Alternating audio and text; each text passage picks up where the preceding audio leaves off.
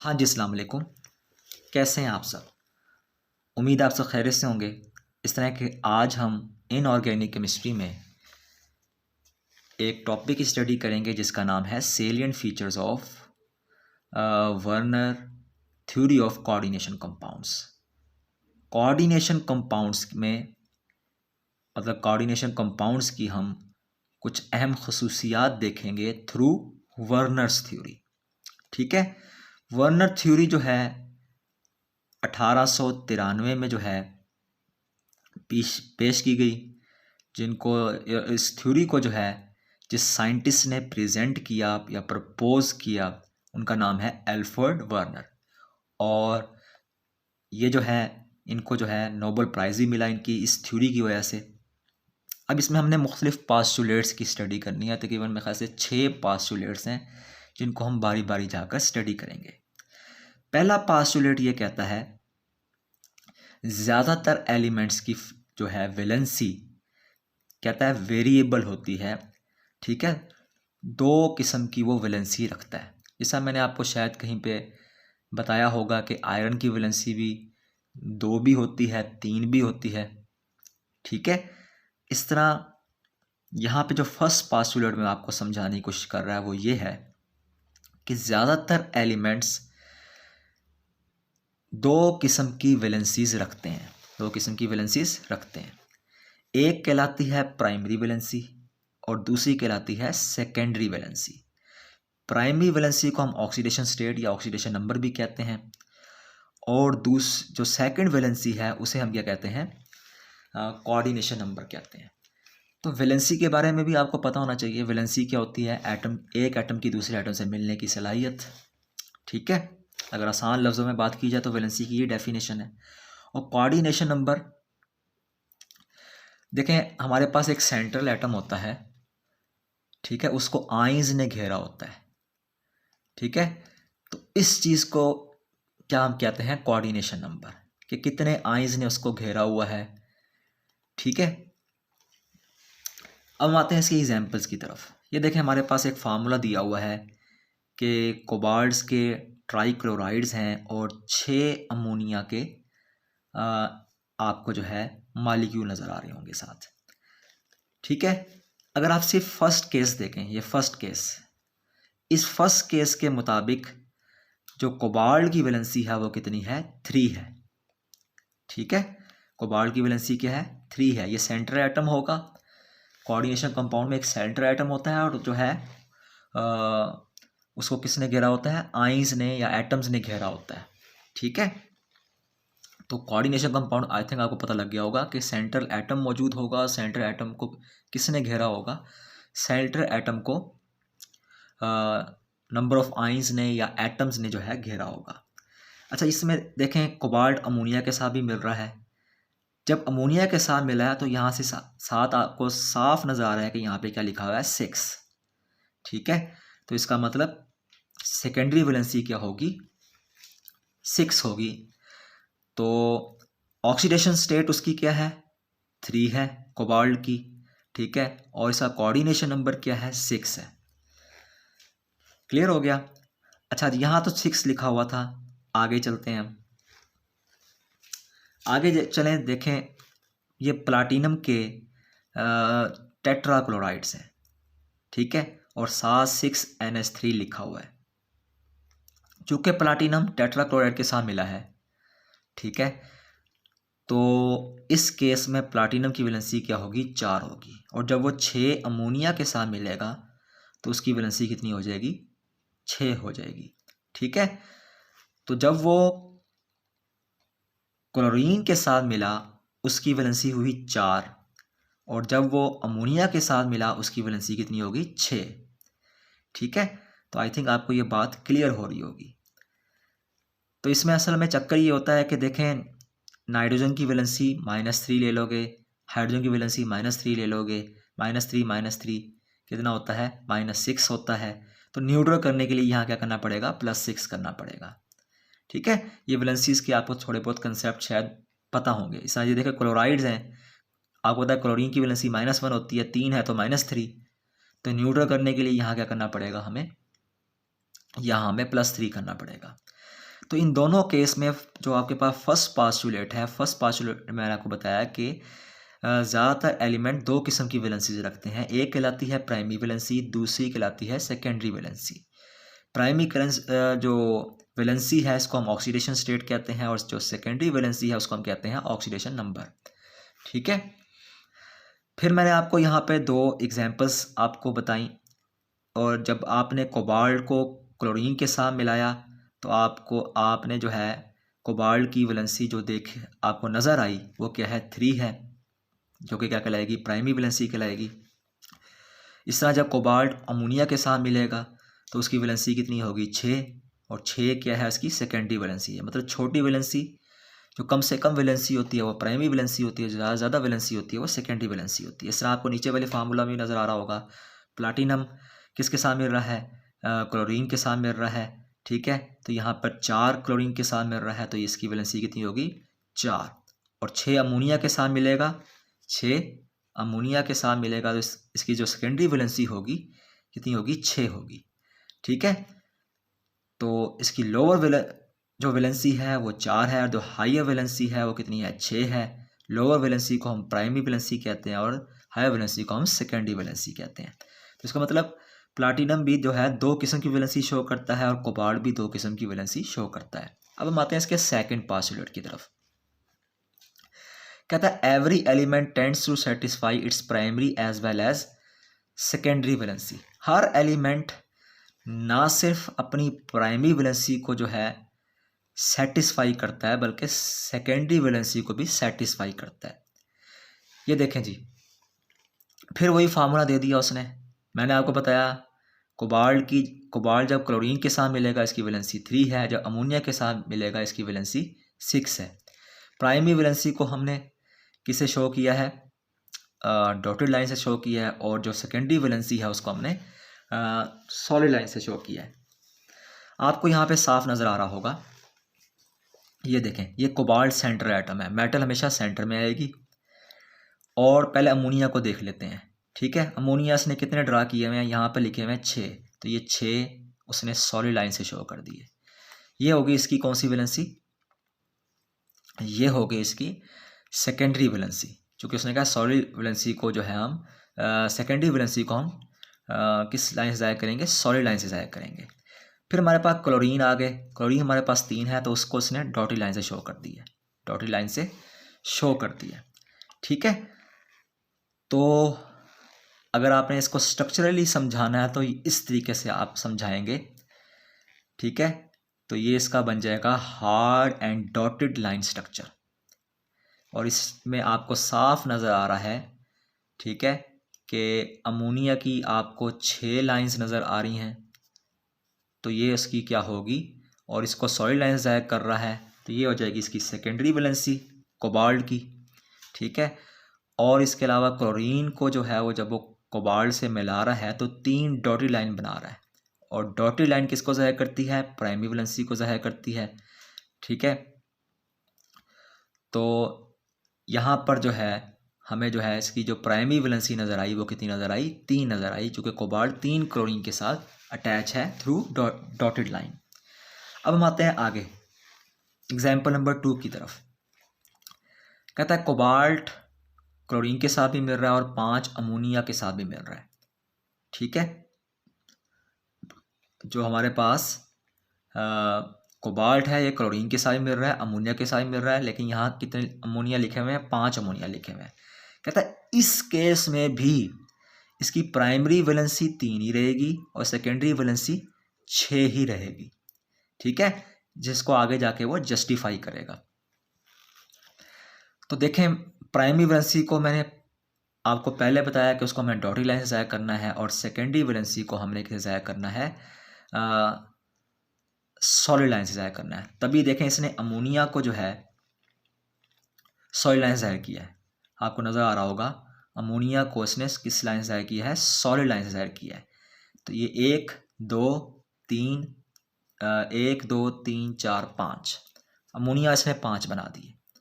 ठीक है, और जो है क्योंकि क्लोरीन 3 है तो उसको उसने डॉटेड लाइन से ज़ाहिर किया है।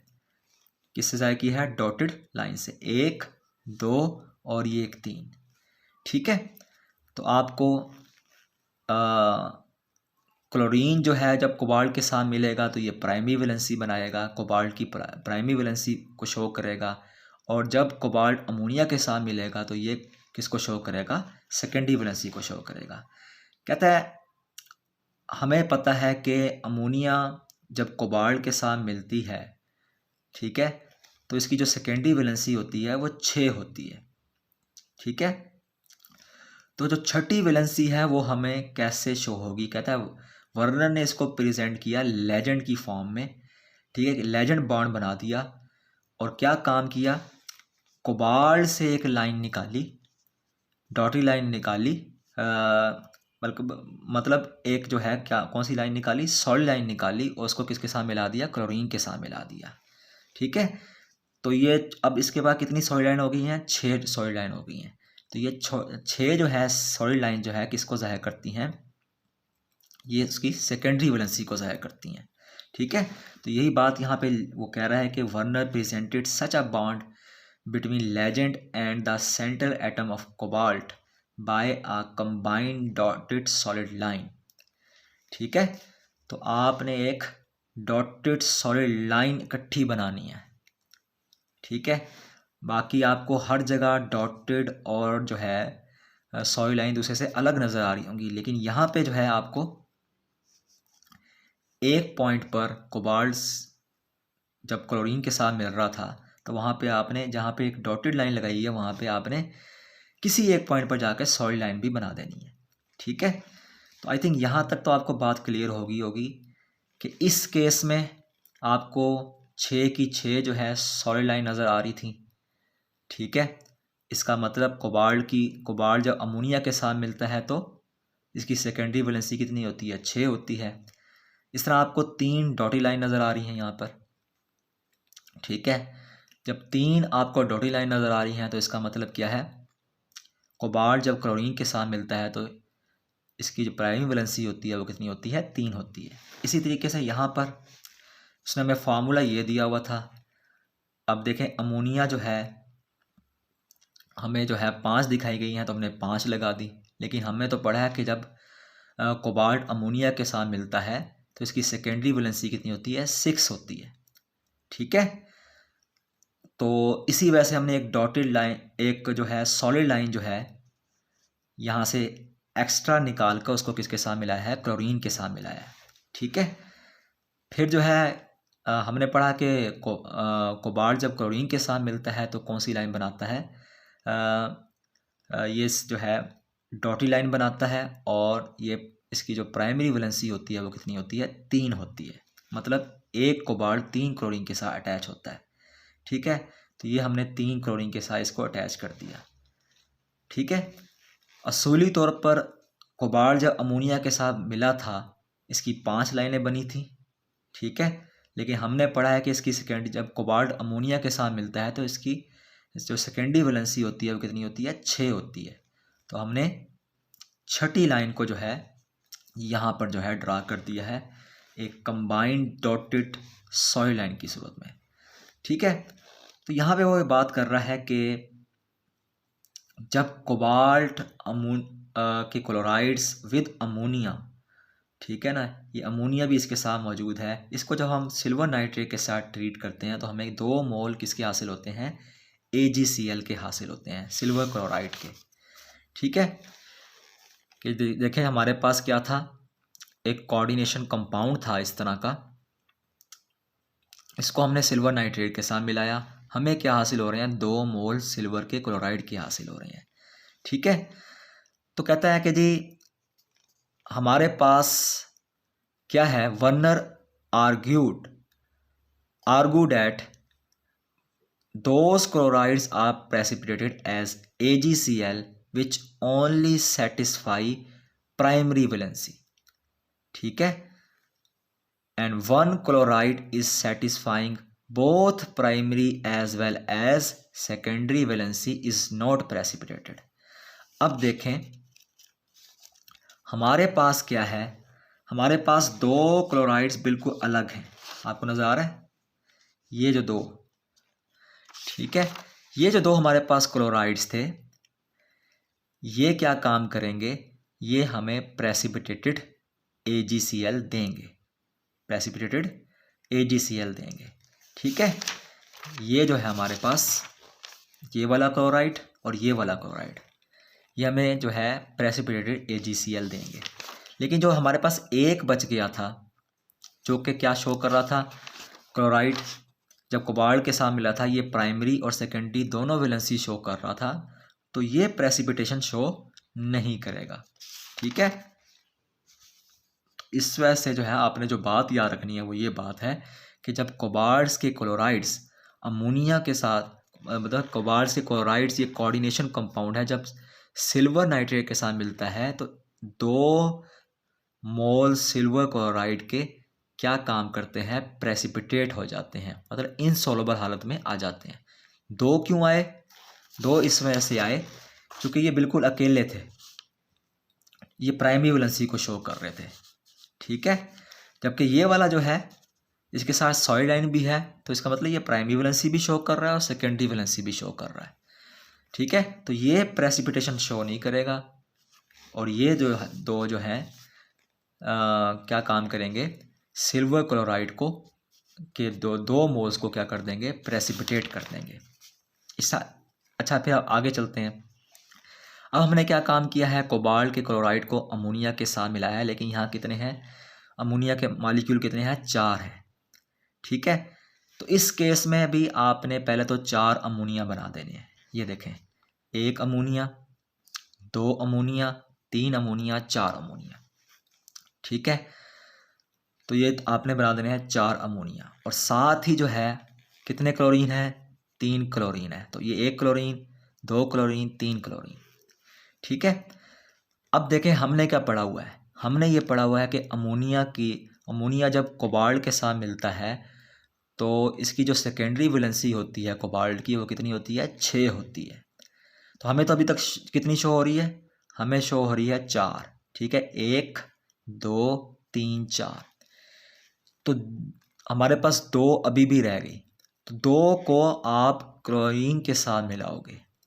ठीक है, क्लोरीन पे कोई से 2 क्लोरीन उठाओगे और कोई से 2 क्लोरीन की डॉटी लाइन के साथ क्या लगा दोगे, सॉरी लाइन लगा दोगे। मतलब सेंट्रल एटम और क्लोरीन के दरमियान, इस आयन के दरमियान कोई से 2 क्लोरीन के दरमियान, ठीक है, मतलब सेंट्रल एटम और कोई से 2 क्लोरीन के दरमियान जहाँ पर डॉटी लाइन होगी वहाँ पे सॉरी लाइन भी मौजूद होगी।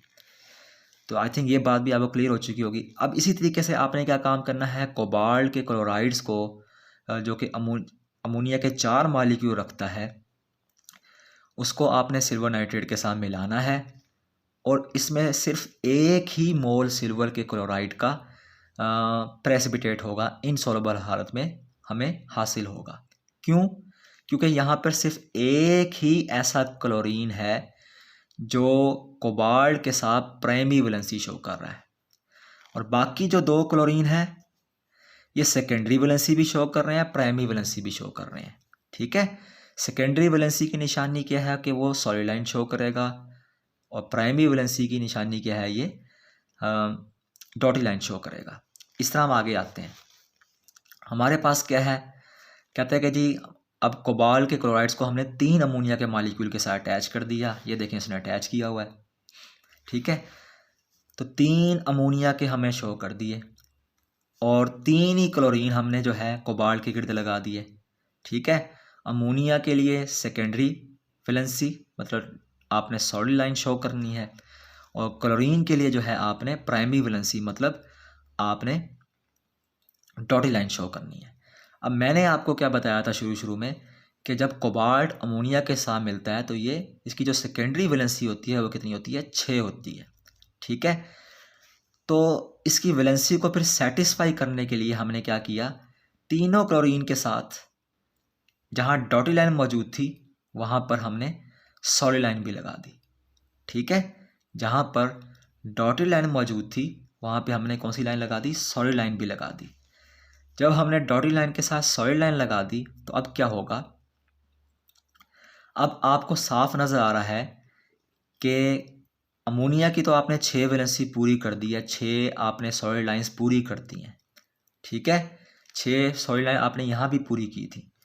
मगर जो है देखें, ये सारे के सारे तीनों के तीनों क्लोरीन जहाँ पर प्राइमरी वैलेंसी शो कर रहे हैं वहाँ पर सेकेंडरी वैलेंसी भी शो कर रहे हैं। मतलब जहाँ पर डॉटेड लाइन शो कर रहे हैं वहाँ पर सॉलिड लाइन भी शो कर रहे हैं।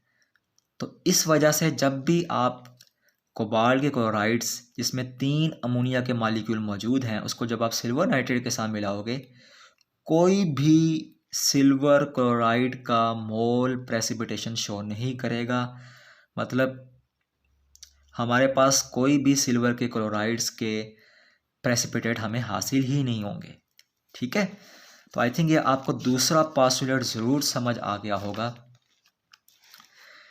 कि हमने एग्जाम्पल 1 की, 2 की, 3 की, 4 की, 5 की, ठीक है। मतलब हमने 4 एग्जाम्पल को स्टडी किया। इसमें बस आपने बात ये याद रखनी है कि कोबाल्ट जब क्लोरीन के साथ मिलता है तो उसकी वैलेंसी 3 होती है, प्राइमरी वैलेंसी, जिसको हम प्राइमरी वैलेंसी कहते हैं। कोबाल्ट जब अमोनिया के साथ मिलता है तो उसकी वैलेंसी कितनी होती है? 6 होती है, ठीक है, जिसको हम सेकेंडरी वैलेंसी कहते हैं, ठीक है। और प्राइमरी वैलेंसी को हमेशा हमने डॉटेड लाइन से ज़ाहिर करना है और सेकेंडरी वैलेंसी को हमने हमेशा किससे ज़ाहिर करना है? सॉलिड लाइन से ज़ाहिर करना है। अगर तो हमारे पास वैलेंसी पूरी हो रही है फार्मूला के मुताबिक तो ठीक है, लेकिन अगर नहीं हो रही, जैसे कि यहाँ पे नहीं हो रही थी, यहाँ पे 5 थे तो एक हमने खुद से पूरी की थी, किसी एक क्लोरीन के साथ मिलाया था, ठीक है। और इस तरह यहाँ पे देखें, यहाँ पे भी जो है हमारी वैलेंसी पूरी नहीं हो रही थी, 2 की कमी थी, ठीक है, होने चाहिए थी 6, 2 की कमी थी तो हमने इसको कोई से 2 क्लोरीन के साथ मिलाया। और इसी तरीके से यहाँ पे भी आपने देखा कि यहाँ पर भी क्या था कि क्लोरीन की जब हमारे पास 3 अमोनिया है तो इसका मतलब 3 अमोनिया की कमी है, तो उस कमी को पूरा करने के लिए हमने क्या काम किया, जो अमोनिया की रिमेनिंग 3 वैलेंसी थी उसको हमने क्लोरीन के साथ मिलाकर, ठीक है, पूरा कर दिया। इस तरह जो है अमोनिया के जो है 6 के 6 बॉन्ड पूरे हो जाएंगे, ठीक है। ये बात आपने याद रखनी है। तो अगर तो एक क्लोरीन 2 क्लोरीन अलग रहेंगे, ठीक है, सिर्फ उस पर डॉटेड लाइन ही नज़र आएगी, तो 2 सिल्वर के क्लोराइड्स 2 मोल्स सिल्वर के क्लोराइड्स के जो है प्रेसिपिटेट हो जाएंगे। और अगर सिर्फ जो है एक क्लोरीन जो है हमें डॉटेड लाइन शो करेगा तो इसका मतलब है सिर्फ एक ही सिल्वर क्लोराइड प्रेसिपिटेट होगा। और अगर कोई भी जो है सिल्वर के क्लोराइड्स जो है अकेली डॉटेड लाइन शो नहीं करेंगे तो कोई भी जो है सिल्वर क्लोराइड हमें हासिल नहीं होगा, मतलब हमें सिल्वर क्लोराइड के प्रेसिपिटेट्स हासिल नहीं होंगे, ठीक है। अब आते हैं थर्ड पोस्टुलेट की तरफ। कहता है primary valency is satisfied by positive और नेगेटिव आइन। प्राइमरी वैलेंसी को हम पॉजिटिव और नेगेटिव आइन से ज़ाहिर करते हैं, जबकि secondary valency is satisfied by the legend, ठीक है। सेकेंडरी वैलेंसी को हमेशा हमने किसे ज़ाहिर करना है? लेजेंड से ज़ाहिर करना है, ठीक है। मतलब सेकेंडरी वैलेंसी को कौन सेटिस्फाई करता है? सेकेंडरी वैलेंसी को सेटिस्फाई करता है लेजेंड। तो मैंने क्या कहा कि प्राइमरी वैलेंसी को हम पॉजिटिव या नेगेटिव आइंस के थ्रू सेटिस्फाई करवाएंगे और सेकेंडरी वैलेंसी को हम जो सेटिस्फाई करवाएंगे वो किसके थ्रू कराएंगे? लेजेंड के थ्रू कराएंगे। और लेजेंड क्या होता है? ये एटम्स, आइंस या न्यूट्रल मॉलिक्यूल्स होते हैं जो कि क्या काम कर रहे होते हैं? ये सराउंड कर रहे होते हैं सेंट्रल एटम्स को, सेंट्रल एटम्स को, ठीक है। तो ये बात आपने जो है याद रखनी है। और जो है हमारे पास यहाँ पर लाइजेंड था, वो क्या था? वो अमोनिया था असल में, ठीक है।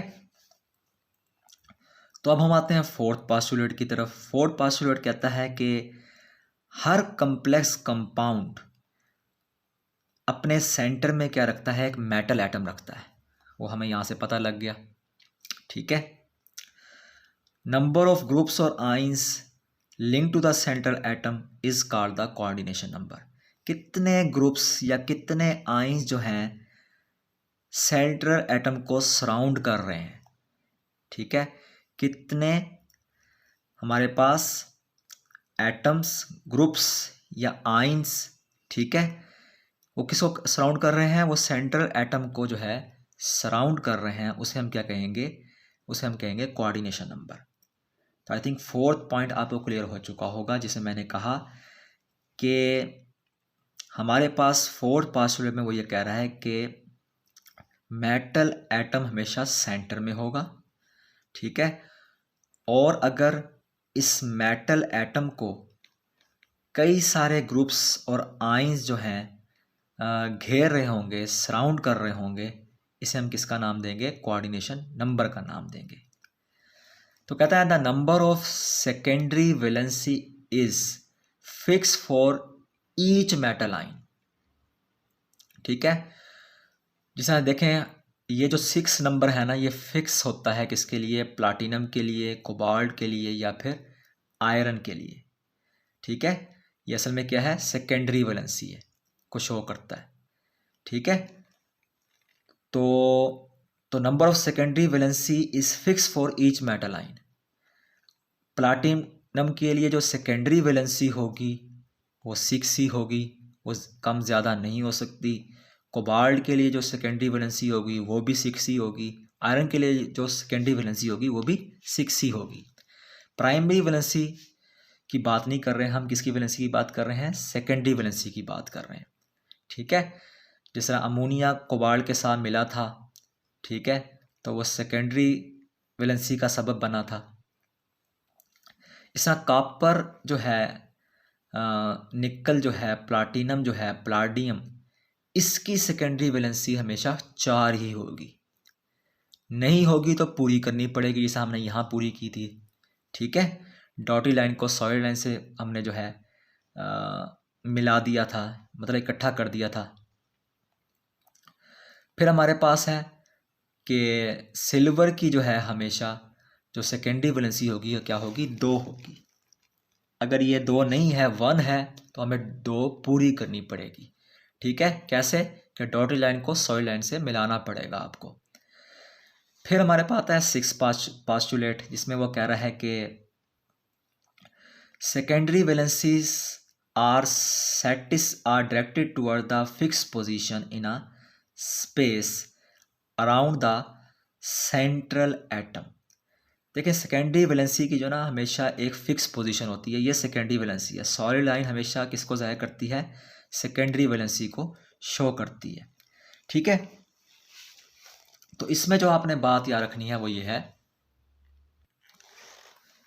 तो इसमें जो बात आपने याद रखनी है वो ये है कि देखें, वो कह रहा है कि सेंट्रल एटम के गिर्द स्पेस होगी। ये आपको सेंट्रल एटम के गिर्द स्पेस नज़र आ रही है।